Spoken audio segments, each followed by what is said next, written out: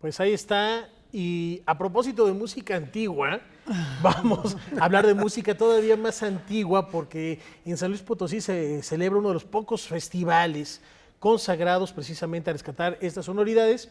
Ya lo vieron ustedes. ¿Qué más presentación le podemos dar al maestrísimo Juan Arturo Brena? Gracias, buenas noches a todos. Laura, hola. ¿Qué tal? Rafa, Bienvenido. buenas noches. En efecto, el tema de hoy es un poquito de malas noticias para nuestra teleaudiencia chilanga. Hay que hacer patria, no todo lo que importa y no todo lo bueno ocurre en esta capital. Hay muchas cosas en muchos rubros culturales y en este caso música que ocurren en el interior. Y hoy le voy a dedicar nuestro espacio, le vamos a dedicar nuestro espacio a este Festival de Música Antigua y Barroca que ocurre en la ciudad de San Luis Potosí y un par de eventos en anexas de San Luis Potosí. Lo interesante es que, sí, como lo dijiste, Rafa, hay pocos festivales de música antigua en el país. Este es bastante sólido. Y este es, perdón, antigua y barroca, es como se llama. Ahí, de eso le vamos a entrar en un minuto más, ¿sí? Por cierto, empieza hoy. Empieza hoy y está hasta el día 6 de noviembre, 12 conciertos y 4 eventos de los llamados charlas conversatorios y muy variada la selección. Hay grupos de México, hay grupos locales de San Luis Potosí, que es muy importante, de España, de Francia, de Uruguay, de Cataluña también. Sí, está muy variado, ¿no? Y respecto a lo que comentabas, barroca y antigua, ese es casi un problema semántico que no sé si debería existir. En mi opinión, yo como melómano, pienso música antigua y pienso medievo y renacimiento. La música barroca es lo que sigue, después el preclásico, el clásico, etc. Entonces ahí hay algo importante en esa designación, digamos, voluntaria, intencional.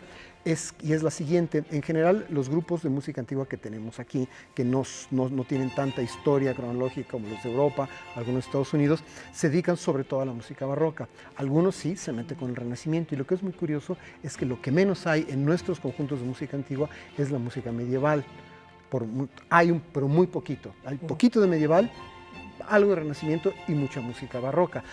Hay que ver qué es lo que toca, enseña, difunde y graba, por ejemplo, Horacio Franco, ya sea solo con sus pequeños grupos de cámara o con las orquestas y coros que ha fundado, ¿no? Entonces es interesante que el festival diga antigua y barroca para que la gente sepa que hay por lo menos música renacentista. No sé qué tanto vaya a haber de música medieval, pero renacentista sí hay. Y el hecho de que haya conjuntos de México todo, de San Luis Potosí, de Europa, de Sudamérica, creo que lo va a ser un festival muy rico. Y repito, empieza hoy y se prolonga hasta el día 6.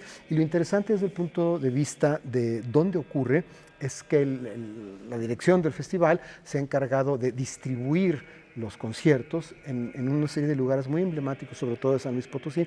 Hay conciertos en Cerro de San Pedro también, fuera de la ciudad, pero va a haber música antigua en la Catedral Metropolitana, en el Teatro de la Paz, por supuesto, en la Capilla de Aranzazú, en la Capilla de Loreto, en los templos del Carmen, de San Agustín, de San Miguelito, y en fin, de un par de lugares más, pero esos son los fundamentales. Entonces va a ser muy variada la geografía, que es menos importante porque es la parte turística, pero va a ser muy variado el entorno acústico donde van a ocurrir estos conciertos, porque la Catedral Metropolitana es this big, así de grande, ¿sí? Y la Capilla de Aranzazú es un poco más chica, etcétera, etcétera. Entonces creo que el público que va a estar en San Luis Potosí va a tener la oportunidad, si va a varios conciertos, que ojalá lo hagan, de escuchar distintas acústicas para las resonancias particulares de estos grupos. Pero esto es muy interesante porque sí son acústicas distintas, pero históricamente es muy rico entenderlo así, porque precisamente si el barroco o la música antigua en nuestro país o en el continente se entiende como el barroco, es que hubo un barroco tardío cuando llegaron los conquistadores y se empezaron a construir todas estas iglesias de las que nos hablas, donde lo vamos a poder escuchar, y era donde originalmente se interpretaba ese barroco. Entonces yo creo que es un escenario ideal. Claro, sobre todo cuando se trata de música sacra o música asociada con, en la parte, digamos, secular, con lo que se llamaban la sonata da chiesa, que es una cuestión más o menos complicada, a diferencia de la sonata da camera, que era totalmente secular, y la sonata da chiesa, que siendo secular tenía su origen, como lo dice su nombre, la sonata de iglesia, en ciertas cosas un poco menos profanas o un poco más cercanas a la devoción, ¿no? Pero sí, escuchar este tipo de música en esas iglesias va a ser interesante. Se me olvidó comentar que uno de los participantes, uno de los grupos participantes, es la Orquesta Sinfónica de San Luis Potosí, y por lo que vi en el programa, lo que ellos van a hacer es fundamentalmente algo relacionado con la presencia del órgano en grandes obras y cantatas del barroco. Ahí yo quiero ver qué van a hacer. La orquesta es grande, habrá que reducirla. No tengo yo por qué dar las instrucciones, pero es la tradición.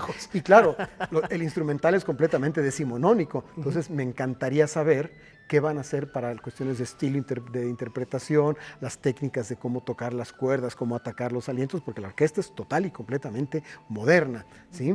Entonces sería interesante husmear un poco. Que además esto es una polémica muy interesante. Hay quien dice que hay que hacer la reconstrucción histórica de cómo se interpretaba, que tampoco tenemos en muchos casos todos los elementos para saber cómo se hacía, ¿no?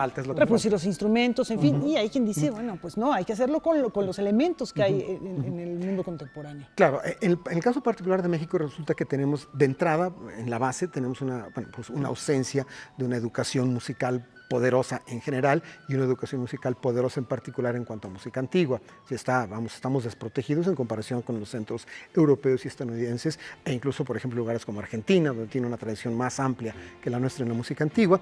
Tenemos apenas un puñado de luthiers que pueden construir los instrumentos antiguos a imagen, semejanza e imitación de los modelos que quedan o de copias que pueden ver en museos o que pueden tener en sus manos de algún intérprete europeo que venga y los preste, fotografías, etcétera, como lo que hace nuestro amigo Abel García, ¿se acuerdan? El guitarrero que vino, Abel García que estuvo por aquí.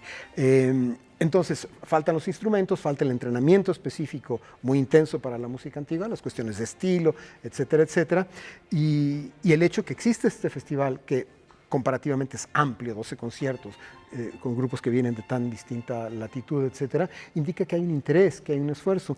Y sí, recuerdo con claridad que cuando se hacían festivales de música antigua en nuestro vecindario, es decir, Centro Nacional de las Artes, específicamente el Blasga y otros espacios, la gente iba con gusto, porque sí hay una afición, hay un melómano particularmente interesado en la música antigua, medieval, renacentista, barroca, y hay poca oferta. Entonces los festivales, tanto los conciertos individuales, pero sobre todo los festivales, suelen estar bastante bien atendidos, ¿sí? Yo creo que esto es una vertiente que hay que explorar y que hay que seguir apoyando y que hay que seguir machacando. Y una de las oportunidades más mejores, si me permiten, que hay en este momento es ir, todos los que estén en San Luis Potosí y estados y ciudades circunvecinas, ir al Festival de Música Antigua y Barroca de San Luis Potosí, que empieza hoy, y va a estar desarrollándose allá hasta el día 6 de noviembre. Está el grupo La Dancerie, está el grupo La Fontegara, Vox Cantoris, Axis Mundi, ya mencioné la Orquesta Sinfónica de San Luis Potosí, el Bran Dúo, Camerata Melancolía. La Camerata Melancolía, en fin, hay una serie de grupos interesantes e importantes. Música Florita de Suiza. Música Florita, exactamente, también. Y ahí está pues el anuncio y está la oferta. Si usted anda por San Luis Potosí, en alguna entidad o ciudad circunvecina, o si se quiere lanzar de algún lugar más cercano, por supuesto se puede checar en internet la programación. Desde hoy hasta el día 6, música antigua con una muy buena programación. Ya lo mencionamos, mis colegas y yo, un muy buen reparto de los espacios donde se va a llevar a cabo todo esto, y eso es muy importante. Y si me permiten hacer un último comercial, poquito fuera de esto, en la capital hay algo muy interesante mañana sábado, 8 de la noche, en la sala principal del Palacio de Bellas Artes, la Orquesta de Cámara de Bellas Artes hace un programa de pura música de cuerdas de cine. Música de cuerdas que ha aparecido, ya sea original o pirateada, en películas interesantes. Va a ser un programa muy interesante y muy divertido. Mañana, Bellas Artes, 8 de la noche, Orquesta de Cámara de Bellas Artes, música de cuerdas para cine. Lo principal, de hoy al día 6, San Luis Potosí, música antigua y barroca. Un banquete delicioso, no hay que perdérselo. Perfecto. Ya para despedirnos, nos vamos a ir con Brandú, precisamente, que va a estar allá en San Luis Potosí. Y rápido, ya Dylan dijo que sí en el Telegraph, publicó que sí va a recibir el premio Nobel porque se había especulado que no, ya está confirmado, sí lo recibe. Brandúo, Brennan, muchísimas gracias. Gracias. Muchas Laura gracias. Barrera. Y para la próxima vez me deben los dos quién era su gallo en el premio Nobel de Literatura. Yo ya pasé esa prueba. Muchas Te falta gracias. a ti, Laura. Gracias. Hasta el lunes. Buen fin de semana.